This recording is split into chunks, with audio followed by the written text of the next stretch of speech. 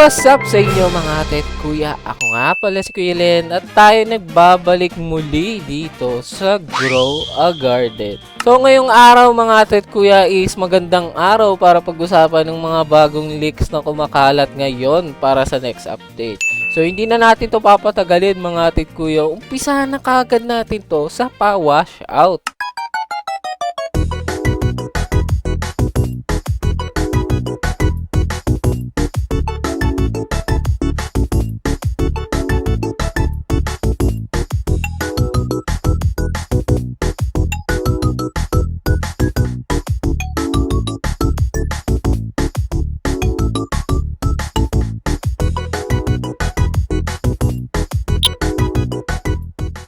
Okay mga ate at kuya, umpisahan kagad natin to sa bagong leak na shinare ng Grow a Garden, which is si Albert ang magiging host ng ating parating na admin abuse. Okay?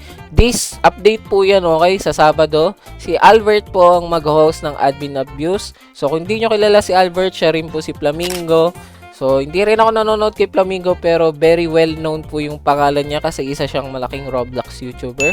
So, sa mga nakakakilala sa kanya and fan ni Flamingo. So, eto na yung pinaka-chance nyo makita si Flamingo sa Grow a Garden ng mga ate at kuya.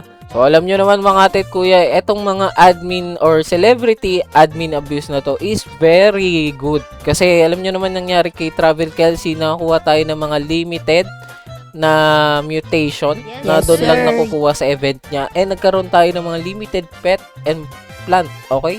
Yung fruit ball ba yun? Hindi ko nga natanim yun eh. Pero alam nyo naman magkaganda yung mutation na nakukuha doon. So expect na magkakaroon din tayo kay Albert ng mga sarili niyang mutation. So I hope magtanim kayo ng madaming carrot pagdating ng update day. Kasi yan po yung magiging way nyo para makuha yung mutation, okay? Kailangan nyo lang ng T-Rex or Spino para makalat yan. Yun lang naman talaga pinakakailangan nyo. And mas madaming carrot, mas madaming chance na makakuha kayo nito mga mutation na to. Again, huwag kayong magpapalate sa event kasi may mga reward to. Okay? Baka magkaroon ulit tayo ng exclusive pet and exclusive seed para sa event na to. Kasi na-mention dun sa post ng Grow a Garden na may rewards na i-claim, no? Kapares lang kay Travel Kelsey, kasama na nung mga exclusive mutations. Okay. So, moving on mga atit kuya, pag-usapan na natin itong mga bagong leaks na parating ngayong cooking event part 2, okay? Itong mga papakita ko sa inyong leaks is shinare sa akin ni Akira, no? So, shoutout sa iyo, Akira. Siya lagi nagsisend sa amin ng mga leaks sa GC, no? So, kung gusto nyo sumali sa GC namin or Discord namin, check nyo na lang yung description and may link dyan para sa Discord namin. So, itong mga links na i-share ko sa inyo mga ate kuya is take it with a grain of salt kasi baka may magbago ba dito pagdating ng main server.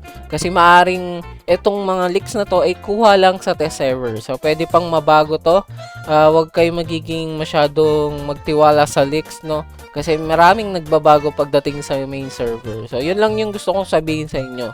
Okay, umpisahan natin itong leak na to mga atit kuya sa parating na bagong NPC, okay? So, ang pangalan ng bagong NPC is Taste Testing Rat Connoisseur. So, ito yung parang nakalagay sa signboard ng NPC. Actually, hindi ko alam kung ano pangalan ng NPC. Pero, ito yung parang ka-partner ni Crispy, okay? So, parang katulad siya nung Zen Channeler and Corrupt Channeler na dalawa silang NPC dito sa magkabilaan. Siguro yung Rat is na sa kabila, katapat ni Crispy mga atit kuya. So, ano ba tong bagong, para saan ba tong bagong NPC na to Kuya Len? So, itong bagong NPC mga atit kuya is almost similar kay Crispy pero ang hinihingi niya is mga mutated food.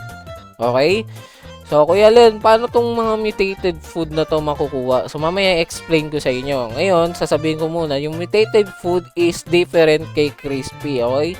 Kasi alam nyo naman, kapag nakakakuha tayo ng pagkain kay Crispy, ang nakikita lang natin is yung rarity nila. Katulad nito, prismatic lang sila. Pero wala namang nakalagay na mutation. So, naiiba tong Rat Connoisseur na to kasi gusto niya ng food na may mutation. So, mamaya, papakita ko sa inyo, baka yun yung way para makakuha ng tawag dito, mutation sa pagkain. So, mamaya, i-explain ko sa inyo. So, makikita nyo, wala nga dito, diba? Walang kahit anong mutation yung nakukuha natin kapag ginagawa yung kay Crispy. So, itong rat connoisseur na to is kakaiba compare kay crispy, mga tit kuya. So, itong next part na to, mga tit kuya, is yung kitchen storm. So, alam nyo naman kay crispy to sa taas ni crispy, makikita natin yung cravings, and sa baba nitong bagong leak is merong bar, okay? Nakalagay dito over 100 points. So, itong bar na to, mga tit kuya, is para sa kitchen storm. So, Kuya Len, ano ba tong kitchen storm? Itong kitchen storm is parang bagong event, okay, na nati-trigger kapag napupuno natin yung 100 points na sa ilalim ni Crispy. So, paano ba natin to madadagdagan tong points na to? So, ang hula ko lang so far is pag nagpapakain tayo kay Crispy ng mga cravings niyan, nadadagdagan yung points based on the rarity. Halimbawa, binigyan natin example lang to binigyan natin si Crispy ng prismatic na pagkain na cravings niya, 25 points each yon. So, bali, 4 na prismatic yung kailangan. So, example ko lang yun. Then, pag napuno natin yun, matitrigger natin yung kitchen storm. So, ito yung kitchen storm na sinasabi ko, mga tit kuya. So, sabi dito, kitchen storm, 2 times cooking speed, higher mutation, carry over, and aromatic fruit chance. Okay? Doon pa, unti-untiin natin to kasi parang 3 part to So, unang-una, 2 times cook speed. So, mas mabilis na tayo makakaluto ng mga cravings ni Crispy. Alam naman natin kapag nagluluto ng mga prismatic is umaabot ng an hour. Or minsan 30 minutes lang Depende pala kung gaano kalaki yung niluluto nyo. Pero yun nga, yung times 2 speed na yun or 2 times speed na yun is makakatulong para mas mabilis natin magawa yung mga cravings ni Crispy. Ngayon, sa next part, sabi kasi dito, higher mutation carry over. So, ano ibig sabihin nun, mga ate kuya? Ang pagkakaintindi ko, kunyari, ginamitan natin to ng yung ingredients is merong wet mutation. So, may chance na masama yung wet mutation na yun sa food. Yun yung pagkakaintindi ko Pagkakaintindi ko lang yung mga ate kuya. So, depende pa rin kung ano yung pagkakaintindi nyo. Sabi kasi, higher mutation carry over. So, yun yung pagkakaintindi ko para makuha tayo ng mutation food na ibibigay natin kay rat connoisseur. So, yun yung pagkakaintindi ko. Kapag gumamit tayo ng food or ingredients na may tawag dito, na may mutation, tapos kitchen storm, yung event na yun, may chance ang makuha natin yung mutation kasama nung food. Okay, kunyari magiging prismatic wet waffle. So, makukuha natin yung mutation and pwede natin ibigay kay rat connoisseur para ma-fulfill kung ano yung request niya. Hindi ko alam kung ano yung inaano ni rat connoisseur, pero malalaman natin yan if meron bang part nun sa leaks. So, yung last part is yung aromatic fruit chance. I think yung aromatic fruit chance is yung bagong mutation na binibigay ng kitchen storm. May chance ang yung aromatic yung kailangan nating, kunyari, may chance lang to may chance ang yung aromatic na kunyari yung coconut natin may aromatic, tas ginamit natin dito sa ingredients, may chance yun yung kailangan ni rat connoisseur. So, ano lang to, mga ate kuya, sariling opinion ko lang kasi dinadissect ko lang yung kung ano yung nakikita ko sa leaks. Yun lang yung pagkakaintindi ko, pero alam ko yung aromatic is magiging bagong mutation. So, yung next leak na papakita ko sa inyo, mga ate kuya, is sobrang ganda. Okay, matagal ko nang din gusto to, and alam ko madami sa inyong may gusto nitong dumating, which is yung pet slot. No? Kung meron tayong garden slot and mukhang magkakaroon din tayo ng pet slot. So, yung pet slot is yung pwede tayong magpalit ng pets ng mabilisan. Hindi na natin kailangang i-equip or equip. Para siyang garden slot. Di ko alam kung magkakaroon to ng cooldown para hindi mag-bug or magkaroon ng possible duplication na glitch or bug. Pero I hope na wala tong karoon ng duplication kasi for sure may mga magta-try sa inyo mag-dupe gamit to kasi baka magkaroon ng bug to nung pag nilabas. Anyway, I hope wala. So itong pet slot na to is mapapabilis na yung pagpalit natin ng mga pet in case na may gusto tayong gamitin or may gusto tayong gawin. Okay? So maganda tong pet slot na to and nakakatulong to sa quality of life. So, itong papakita ko sa inyong leaks, mga tit kuya, is medyo nakakalito kasi hindi ko alam kung saan to. Pero may hula ko kung saan to nakukuha. So, sabi dito sa leak, wala ka talaga masyado makikita. Ang nakalagay lang, choose your reward. Tapos, may pagpipilian kang dalawang pet, tapos nakalagay dito is Culinarian Chess. Okay, mamaya pag-usapan natin yung Culinarian Chess. So, may Sunny Side Chicken, which is bagong pet na parating. And yun nga, may Culinarian Chess. So, may tatlo kang pagpipilian. So, ang hula ko, okay, hula ko lang ulit, kay Rat Connoisseur to. Kunyari, nabigyan natin si Rat Connoisseur ng hinihingi niyang mutated food o binigyan natin siya ng mutated food. Pwede tayo mamili sa tatlong rewards na ibibigay niya. Isa lang, okay? Isa lang.